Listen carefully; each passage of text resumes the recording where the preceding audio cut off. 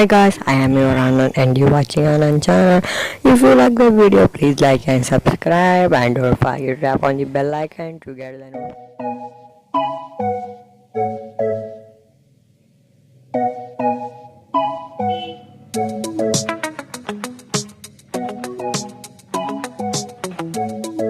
Meet the brand new 2nd gen Amazon Echo smart speaker.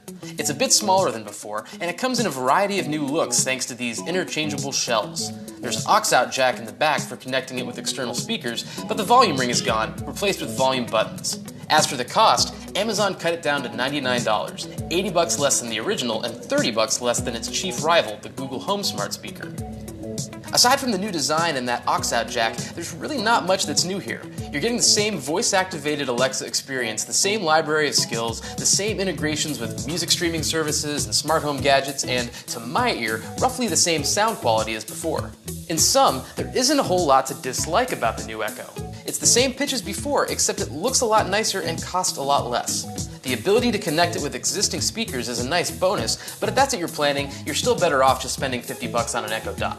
But what about the alternatives? After all, this is the first Echo device that's faced clear-cut competition at launch, and I'm not just talking about Google. There's the Sonos One, which offers Google Assistant and Alexa access, plus Siri access next year when AirPlay 2 arrives. Apple's own Siri speaker, the HomePod, gets here in December. And then there's Microsoft that has the Cortana-powered Invoke from Harman Kardon. We're practically drowning in smart speakers these days.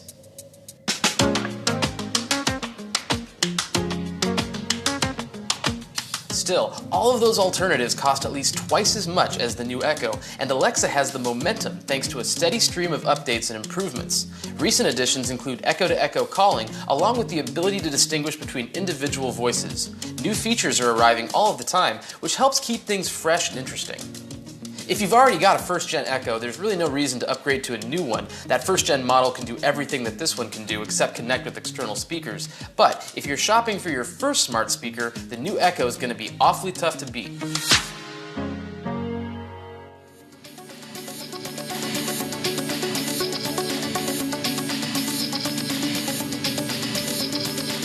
Amazon's $120 cloud cam doesn't look like much, but this wired DIY indoor security camera packs a serious punch. Out of the box, it offers 1080p HD live streaming, motion alerts, 24-hour free video clip storage, night vision, two-way talk, and auto home and away settings tied to your phone's location. It also works with screen-integrated Alexa speakers, including Amazon Fire TV sticks. Show me the apartment camera. Since this Alexa feature works natively with Amazon's own voice AI, there's no pairing or skill enabling needed. It really is the most streamlined voice integration I've ever tested. In addition to providing all of these features at no additional charge, Amazon's Cloud Cam also offers an optional subscription service. Cloud Cam subscriptions start at $7 per month. They extend the length of your storage history as well as add detection zones and person alerts into the mix. To create detection zones, gray out the area or areas where you don't want your camera to sense activity, and opt into person alerts if you want to get a notification whenever your cloud cam sees someone. Everything about this camera is simple, from its quick installation to its streamlined app and solid performance. That's why it earned a CNET Editor's Choice Award. I do wish it had local storage, but the Amazon Cloud Cam is ultimately an excellent, effortless DIY indoor security camera at a very good price. I strongly recommend it. August 1st generation smart lock and really loved it, but this 2nd gen model right here is even better. Complete with HomeKit, a new faceplate design with a built-in magnet, and a new turn style that makes it easier to grip and move. This is a really awesome smart lock, probably our favorite one to date. So you still get all of the same great features as before. All of the Bluetooth auto lock and unlock features from the Android or iPhone app are still there and still work great. But this 2nd gen model also has HomeKit, which means it works with Apple's Siri-based platform. So if you want to ask Siri to lock or unlock your door, unlock the front door. Okay, the front door is unlocked. You can. It works really well. And if you want to do remote Siri access, you could just use your 4th generation Apple TV to act as your Wi-Fi bridge.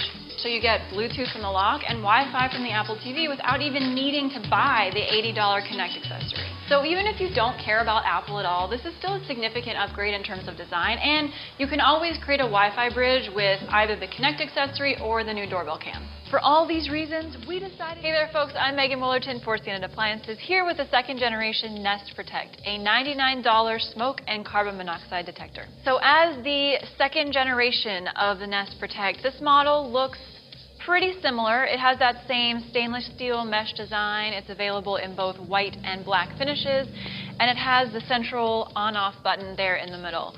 But Nest did pare it down a little bit, and you'll find that it has more rounded edges and a slimmer profile altogether. Setup is pretty straightforward. The app will ask you a couple of questions and guide you through the entire process. It took me about 10 minutes from start to finish, including basic installation, which will vary based on whether or not you got a battery-powered or a wired unit. The one I got was battery-powered, which made it a little more straightforward, so just keep that in mind. The in-app functionality is really solid. The Nest Protect, Nest Cam, and Nest Learning Thermostat all appear side by side, so if you have multiple Nest products, they're really easy to access together in the app. You can also do integrations with those products, so if the Nest Protect senses smoke or carbon monoxide, Emergency. There's smoke. your Nest Cam will record a clip so that it captures the security event that you can review at a later time. The Nest Protect also has an if channel, so you can do a lot of different third-party integrations. So if you want your Philips Hue bulb or LifeX bulb to flash red in the event of a smoke or carbon monoxide issue, it can do that. Basic functionality works well too. As you know, the first generation Protect had a feature called Wave that was recalled and was not reintroduced for this second generation model. But this unit does have a feature that lets you silence the alarm from your app. I also like that it has audio alerts. It'll give you a heads up if there's a potential issue and a full-blown warning if there's a real concern. Taken all together, the improved overall design, the enhanced features including the remote silence feature on the app and the integrations with other Nest products and IFT make the Nest Protect 2.0 a really solid option. For more, check out my full review on cnet.com. I'm Megan. When Dyson first announced its 360i robot vacuum in 2014, we were really excited about its promise. They promised that its 360-degree camera would map out a room better than ever, that its motor would be more powerful than any other robot vacuum in the world.